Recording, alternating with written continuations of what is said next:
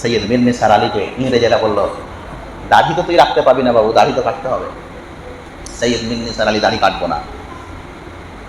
তাকে বাধ্য করা হলো, যদি দাড়ি রাখো তুমি তাহলে কি করতে হবে, শতকরা দাড়ি যদি রাখো তাহলে বাৎসরিক তোমাকে 2 টাকা করে দাড়ির ট্যাক্স দিতে হবে।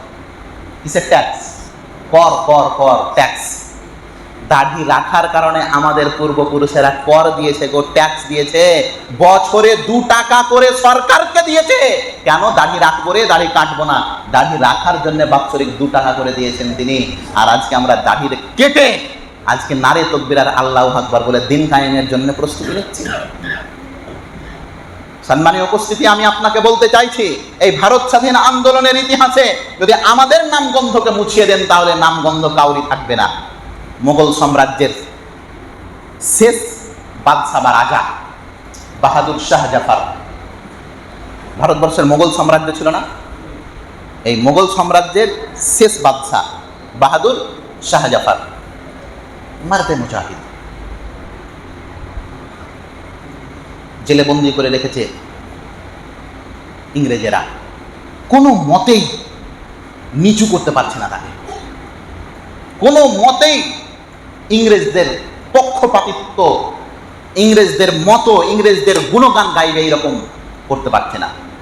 সবাই ভাবলো যে এই বাহাদুর শাহ জাফরকে যদি একটু নরম করাতে চান একটা কাজ করেন, আর পরিবারকে নিয়ে আসেন ওর আগাদিকে আর সব দিকে জবাই করেন।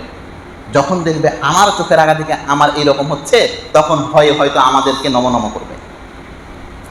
বাহাদুর শাহ জাফর জেলের মধ্যে, ইংরেজেরা তার 2টি পুত্র হালকা হালকা দাড়ি আর মুখ কেবল গজিয়েছে। আপনি ভাবেন বয়সটা কত তরুণ, 2জনই কোরআনের হাফিজ। বাহাদুর শাহ জাফর তার আগাদিকে এই 2টি তরুণ ছেলেকে নিয়ে চলে এসেছে ইংরেজেরা, যাদের কেবল দাড়ি একাধটা গজিয়েছে, মোচ কেবল বের হয়েছে। এইরকম বয়সটা কেমন হতে পারে? একটা তরুণ ফুটফুটে চেহারা, সুন্দর লবণ্যময় একটা চেহারা। বাহাদুর শাহ জাফর আছেন, তার সামনে ওই 2টা কোরআনের হাফেজের বেটা আগাদিকে নিয়ে চলে এসেছে কিশোর।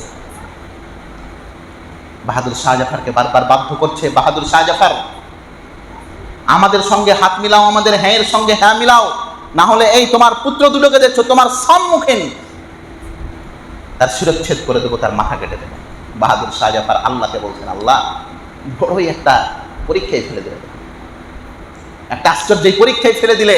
মোগল সাম্রাজ্যের শেষ বাদশা বাহাদুর শাহ জাফর তিনি আল্লাহকে বলছেন, আল্লাহ এমন একটি পরীক্ষায় ফেললে, একদিকে আমার আকীদা এবং বিশ্বাস আর অন্যদিকে হচ্ছে আমার পরিবার, একদিকে হচ্ছে আমার ঐতিহ্য, আমার গর্ব, আর অপরদিকে সামনে হচ্ছে আমার 2টা নান্না মুন্না ফুটফুটে 2টা জওয়ান তরুণ 2টি পুত্র, 2টি ছেলে। বাহাদুর শাহ জাফরের চোখ দিয়ে ঝরঝর করে পানি পড়ছে, কোন দিকে যাবে? ইংরেজদের সঙ্গে যদি হ্যাঁ না বলি আমার ছেলে 2টোর জান চলে যাবে, আর ছেলেকে বাঁচাতে গিয়ে যদি এই কাজ করি তাহলে দেশের সঙ্গে গাদ্দারি করা হবে, দেশকে ধোঁকা দেওয়া হবে।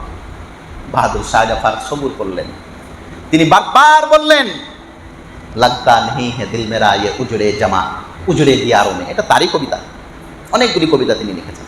বাহাদুর শাহ জাফরের চোখের সামনে তার 2টি পুত্রকে ইংরেজরা জবাই করে দিল। বাহাদুর শাহ জাফর খালি ধৈর্যের আল্লাহর কাছে দোয়া করতে লাগলেন আর কাঁদতে লাগলেন। তারপরেও ভারতের সঙ্গে কোনোদিন ধোঁকাবাজি করেনি, গাদ্দারি করেনি। এর জন্য তো আল্লামা ইকবাল রাহিমাহুল্লাহ বলেছিলেন, গুলিস্তান কো জব ভি খুন কি জরুরত পড়ি সবসে পহলে হামারি হি গর্দন কাটি। গুলিস্তা বলতে তিনি ভারতকে বুঝিয়েছেন এই কবিতাতে। गुलिस्ता को जब भी खून की जरूरत पड़ी सबसे पहले हमारी ही गर्दन कटी। अब कहते हैं ये अहले चमन ये वतन है हमारा तुम्हारा नहीं। अरे ভারতবর্ষতে যখনই রক্তের প্রয়োজন পড়েছে আমরাই সর্বের প্রথম রক্ত দিয়েছি। আর আজকে এই ভারতবর্ষের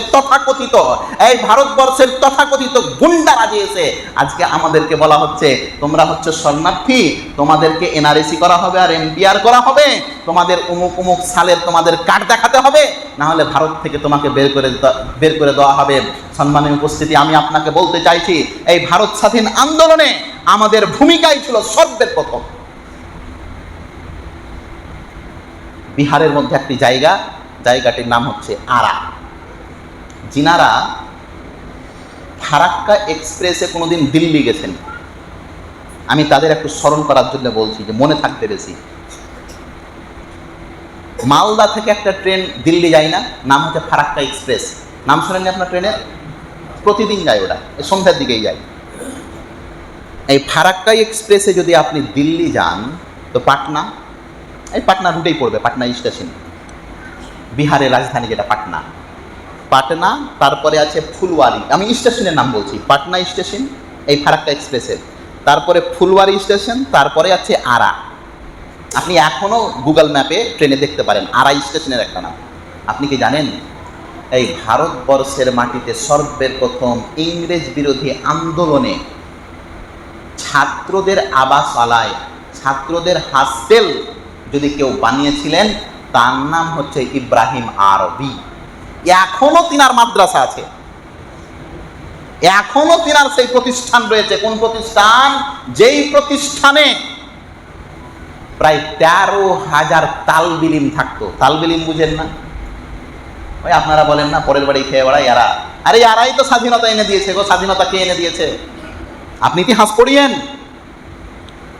প্রায় 13,000, 12 থেকে 13,000 এই তালবিলিম, এই মাদ্রাসার পড়ুয়াদেরকে ওখানে রেখেছিলেন। 13,000 এখনো বিল্ডিং আছে, এখনো মাদ্রাসা আহমাদিয়া সালাফিয়া নামে, এটা জামিয়া সালাফিয়া শাখা আছে।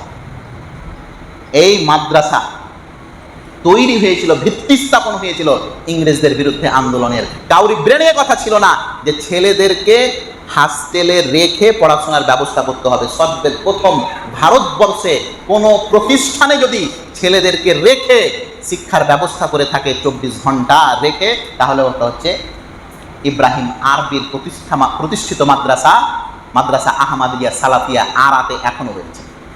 প্রিয় বন্ধু, ভারত স্বাধীন আন্দোলনে আমাদের ভূমিকা সবসময় অগ্রভাগ। স্বাধীন ভারতের প্রথম প্রধানমন্ত্রী কি নাম?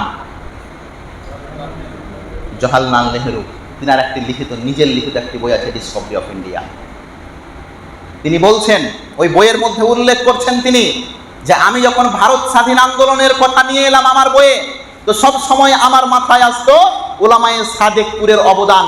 ওলামায়ে সাদেকপুরের অবদান, সাদিকপুর একটা এলাকার নাম, আর এই এলাকাটা রয়েছে বিহারে। পুরো এলাকাটাই হচ্ছে আহলে হাদিস ওলামায়ে কেরাম। ওলামায়ে সাদেকপুরি বলে বইও লেখা হয়েছে, বাংলাতেও বইটা অনুবাদ হয়েছে। ভারত স্বাধীন ভারতের প্রথম প্রধানমন্ত্রী পণ্ডিত জওহরলাল নেহেরু, তিনি বলছেন, যখনই আমি ভারত স্বাধীন আন্দোলনের যোদ্ধাদের নাম লিখতে বসলাম, সর্বপ্রথম আমার ব্রেনে এলো ভারতের মধ্যে সবচাইতে বেশি আন্দোলন যদি কেউ করে থাকে, ওলামায়ে সাদেকপুর। সাদেকপুরের মুলবি সাহেবেরা, এই পাঞ্জাবি টুপি পড়া দাড়িয়ালারা। তিনি দিল্লি থেকে প্রায় 1.5 মাস সাদেকপুরে থাকলেন। আর সাদেকপুরের যে ইতিহাস তিনি নিজের কলমে নিয়ে এসেছেন তিনার বইয়ে, তিনি বলছেন, যদি এই সাদেকপুরের ঘটনাটা আমার বইয়ে সর্বপ্রথম না দিই, তাহলে ভারত স্বাধীন আন্দোলনের যেটা হক, যেটা অবদান, যেটা অধিকার, এই অধিকারকে লঘু করা হবে, অধিকারকে কমিয়ে দেওয়া হবে। আজ আমাদের মধ্যে এই চেতনা তৈরি হচ্ছে না যে আমাদের বাপদাদারা এই ভারতে রক্ত দিচ্ছে। লক্ষ লক্ষ মা বিধবা হয়েছে, হাজার হাজার পিতা নিজের সন্তানদেরকে হারিয়েছে, লক্ষ লক্ষ বাপ নিজের কলিজার তাজা রক্ত, নিজের স্নেহের পুত্রদেরকে এই ইংরেজদের বিরুদ্ধে লড়াই করতে করতে তাদের জান চলে গেছে, কিন্তু বিন্দু পরিমাণ এরা কোনোদিন পিছে হটে যায়। সম্মানীয় উপস্থিতি, লক্ষ লক্ষ ইতিহাস আছে। একটা মালদার ইতিহাস আপনাকে বলি, আমাদের পার্শ্ববর্তী জেলা। মোহাম্মদ কাসিমি বলে একজন যোদ্ধা, মাহমুদ কাসিমি, প্রতিদিন ইংরেজেরা তাকে বেত্রাঘাত করত, আর এমন মারতো যে মরে যাবে। মারতে মারতে তারা মেরে ফেলে দেয়। বিখ্যাত আলেম, শত শত ছাত্রর ওস্তাদ, তিনি ইংরেজদের মার সহ্য না করতে করে জেলের মধ্যে মারা গেলেন। তো তার দেহটা, লাশটা বাড়ির লোককে দিয়ে দিল। বাড়ির লোক যখন নিয়ে এলেন, তখন গোসল পানির ব্যবস্থা করলেন। আমাদের ধর্মে গোসল পানির ব্যবস্থা নেই, মেয়াতকে গোসল দিই আমরা। তো যখন গোসল দিতে যাচ্ছেন তার পরিবারের লোক, তো তার দেহ দেখে সবাই চিলিয়ে কেঁদে উঠেছেন। মাহমুদ কাসিমি সাহেবের দেহ দেখে সবাই আশ্চর্য হয়ে যাচ্ছে, দেহ এইরকম কেন? যখন মাইয়াতের গোসল দেয় তখন কাপড় খুলে নিতে হয়, এটা জানেন? উপরে শুধু একটা সাদা কাপড় থাকে। সবাই যখন হুঁকড়ে হুঁকড়ে কাঁদতে লেগেছেন মাহমুদ কাসেমি সাহেবের দেহ দেখে, তার প্রখ্যাত স্নেহ আস্থাভাজন একজন ছাত্র সেখানে এলেন এবং তিনি কাঁদতে কাঁদতে বলছেন, আমার উস্তাদ, আমার শেখ, আমার শিক্ষকের আজকে এই অবস্থার কারণ একমাত্র ইংরেজেরা। আমার উস্তাদ কাউকে বলতেন, আমার উস্তাদ আপনাদেরকে বলতে নিষেধ করেছিলেন, কিন্তু পরিস্থিতি এমন হয়েছে যে এই কথা আজকে আমাকে বলতেই হবে। সম্মানীয় উপস্থিতি, তিনি বলছেন তিনার ছাত্র যে আমার উস্তাদকে যখন ইংরেজেরা মালদার মাটিতে ক্যাদ বানিয়ে রেখেছিল, প্রতিদিন এই ইংরেজেরা একটি রডকে কয়লাতে লাল দগদগে করে নিয়ে আসতো। একটা রড কয়লাতে কি করে নিয়ে আসতো? লাল দগদগে করে নিয়ে আসতো, এবং ওই মাহমুদ কাসেমের পিছন দিক দিয়ে ওই দগদগে লাল রডটি প্রবেশ করত আর সামনে দিক দিয়ে বের করত। আপনি ভাবতে পারেন যদি এই রকম একটি রড দেহতে প্রবেশ করে তো মাংস চর্বি থাকবে গো না গলে যাবে সব? মাংস চর্বি গলে যাওয়ার কারণে কোমরে কোনো চর্বি মাংস ছিল না, শুধু ওই শিরদাঁড়া যেটা শুধু ওটাই ছিল। আর এটা দেখে পরিবারের সবাই কাঁদতে লেগেছিল, লাশের কিনে এই অবস্থা। তার ছাত্র বললেন লাশের অবস্থা এই কারণে যে প্রতিদিন ওই সাদা চামড়া আলারা, ওই ইংরেজেরা আমার শিক্ষককে এইরকমভাবে শাস্তি দিত, তারপরেও ভারতের সঙ্গে আমার শিক্ষক কোনোদিন গাদ্দারি করেনি। সম্মানীয় উপস্থিতি, যদি ভারতবর্ষতে কেউ আসলেই থাকতে পাই তো ইনশাল্লাহ আমরাই পাবো। আজকে যারা দিল্লির মাটিতে বসে বসে শুধু বক্তব্য ঝাড়ছে আর 15ই আগস্টের লালকেল্লাতে তিরঙ্গা লহরাচ্ছে, এদের বিন্দু পরিমাণ ছিটামাটি পরিমাণও এদের কোনো অবদান নেই। আমি আপনাদের এই আলোচনায় শেষ কথা যে বলতে চাইছি, ভারত স্বাধীন আন্দোলনে আমাদের ভূমিকা ওয়াসিম রয়েছে। আপনারা এগুলো পড়বেন, এই ধোঁকাবাজদের ইতিহাস এগুলোকে ছেড়ে দেবেন। ক্ষুদিরাম বসুকে যখন ফাঁসি দেওয়া হলো, এই ভগৎ সিংকে যখন ফাঁসি দেওয়া হলো, তো এই ভগৎ সিংকে ফাঁসি যেন না দেওয়া হয়, ভগৎ সিংয়ের পক্ষ থেকে লড়ছিলেন আসিফ আলী বাঁচানোর জন্য ভগৎ সিংকে। আর ভগৎ সিংকে ফাঁসি দিতে হবে এটা করেছিল কে? সূর্য নারায়ণ শর্মা। এরপরে বলতে হবে ভগৎ সিংয়ের পক্ষে কে আর ভগৎ সিংয়ের বিরুদ্ধে কে। শত শত এইরকম ইতিহাস আছে যেটা একদিক টানতে গেলে তাদের আর একদিক উদাম হয়ে যাবে। আল্লাহ তাআলা যেন আমাদের সকলকে, ভারত স্বাধীন আন্দোলনে আমাদেরকে ভূমিকা আছে এটি যেন তৌফিক দান করেন। আমিন। ওয়া আখিরু দাওয়ানা আলহামদুলিল্লাহি রাব্বিল আলামিন। আসসালামু আলাইকুম ওয়া রাহমাতুল্লাহি ওয়া বারাকাতুহু।